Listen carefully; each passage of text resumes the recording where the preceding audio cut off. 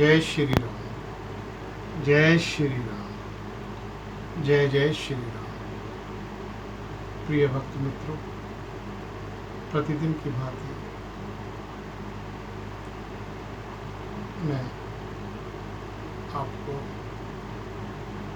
रामचरितमानस गोस्वामी तुलसीदास जी महाराज द्वारा रचित ग्रंथ से अयोध्या कांड का पाठ प्रस्तुत कर रहा हूँ। आज का पाठ प्रारंभ करने से पहले संक्षिप्त में मैं ये बताना चाहता हूँ कि कल के पाठ में क्या हुआ।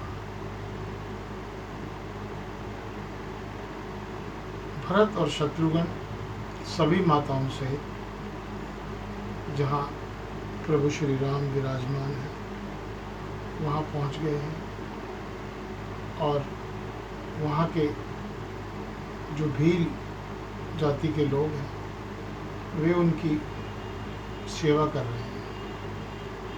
कंदमूल, फल, शहद इत्यादि सभी सामानों से उनका आदर सत्कार कर रहे हैं। लोग अयोध्या के वासी उन्हें पैसे देना चाहते हैं, मुद्रा देना चाहते हैं, लेकिन वे उसे स्वीकार नहीं करते। वो ये कहते हैं कि प्रभु श्री राम की कृपा से हम भील जाति के लोगों को यह सब आपकी सेवा करने का मौका मिला है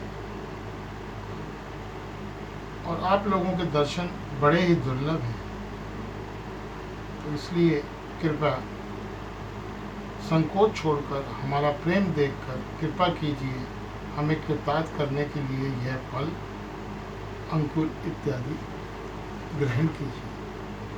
अब इसके आगे,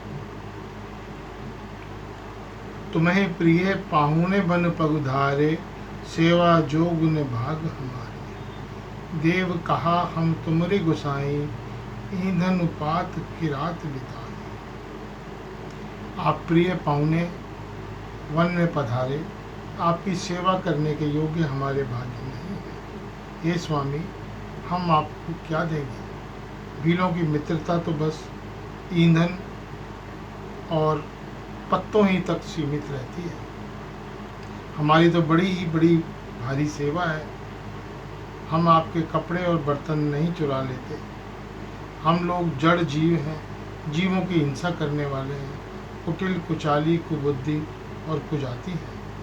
हमारे दिन रात पाप करते ही बीतते हैं, तो भी न तो हमारी कमर में कपड़ा है और न ही पेट ही भरते हैं। हम में स्वप्न में भी कभी धर्म बुद्धि कैसी है।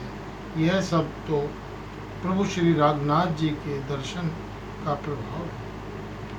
जब से प्रभु के चरण कमल देखे तब से हमारे दुस्साह, दुख, दोष मिट गए।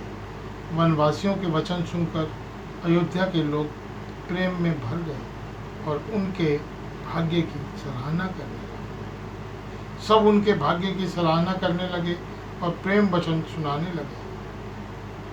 जन लोगों के बोलने और मिलने का ढंग, श्री रामचंद्र जी के चरणों में उनका प्रेम देखकर सब सुख पा रहे हैं। उन कोल भीलियों की वाणी सुनकर सभी नर नारी अपने प्रेम का निरादर करते हैं। तुलसीदास जी कहते हैं कि यह रघुवंशी मणि श्री रामचंद्र जी की कृपा है कि लोहा नौका को अपने ऊपर लेकर तैर गया। सब लोग दिनों दिन परम आनंदित होते हुए वन में चारों ओर विचरते हैं, जैसे पहली वर्षा के जल से मेंढक और मोर मोटे हो जाते हैं। अयोध्यापुरी के पुरुष और स्त्री सभी प्रेम में अत्यंत मग्न हो रहे हैं। उनके दिन पल के समान बीत जाते हैं। जितनी सासुएं थीं उतने ही वेश रूप बनाकर सीता जी सब सासुओं को आदरपूर्वक एक सी सेवा करते हैं। श्री राम के सिक्का जी के सिवाय उन भेद को किसी और ने नहीं जाना। सब माताएं सीता जी की माया में ही हैं।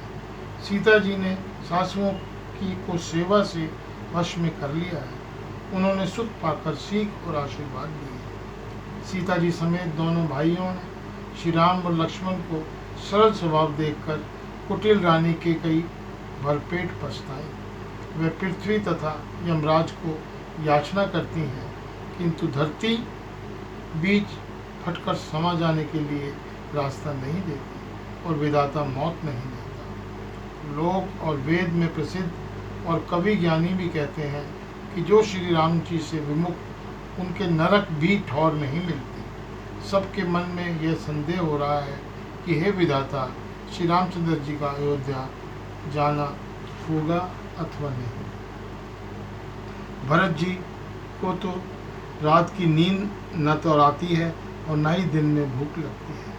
वे पवित्र सोच में ऐसे विकल हैं जैसे नीच के कीचड़ में डूबी हुई मछली को जल की कमी से व्याकुलता होती है। भरत जी सोचते हैं कि हे माता के मिस के काल ने कुचाल किया है। जैसे धान के पकते समय इति का भय या उपस्थित है। अब श्री रामचंद्र जी का राज्याभिषेक किस प्रकार हो, मुझे तो एक भी उपाय नहीं सूझ रहा। अवश्य फिर ही गुर आयुष्मानी मुनि पुनि कहब राम रुचि जानी, मातु कहेऊ बहुरहु रघुराऊ, राम जननी हट कर भी की काऊ। गुरु जी की आज्ञा मानकर तो श्री रामचंद्र जी अवश्य ही अयोध्या लौट चलेंगे, परंतु मुनि विशिष्ट तो श्री राम की रुचि जानकर ही कुछ करेंगे, अर्थात वे श्री राम जी की रुचि देखे बिना जाने को नहीं कहेंगे। माता कौशल्या के कहने से भी रघुनाथ जी लौट सकते हैं, पर भला श्री राम जी को जन्म देने वाली माता क्या कभी हट करेंगी? मुझ सेवक की तो बात ही कितनी है, उसमें भी समय खराब है। मेरे दिन अच्छे नहीं हैं और विधाता प्रतिकूल है।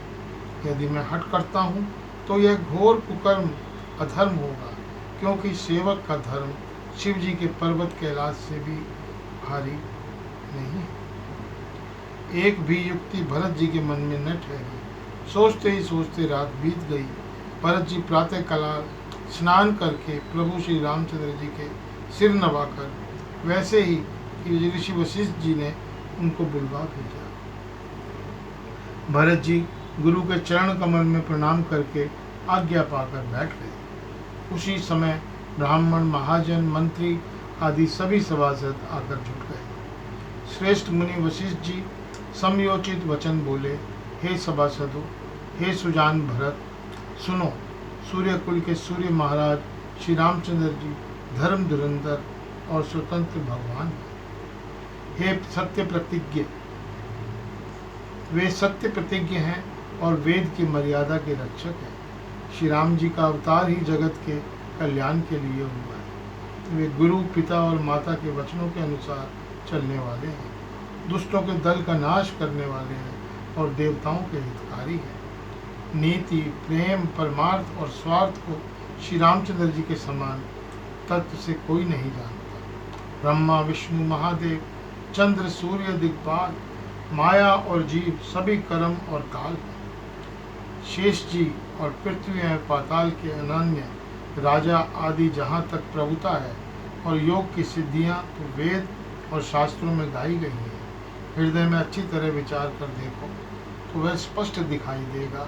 श्री राम की आज्ञा इन सभी के सिर पर है, अर्थात राम जी ही सबके एकमात्र महान महेश्वर हैं। अतएव श्री राम जी की आज्ञा और रुख रखने में ही हम सबका हित होगा। इस तत्व और रहस्य को समझकर अब तुम सयाने लोग जो सबको सम्मत हो वही मिलकर करो।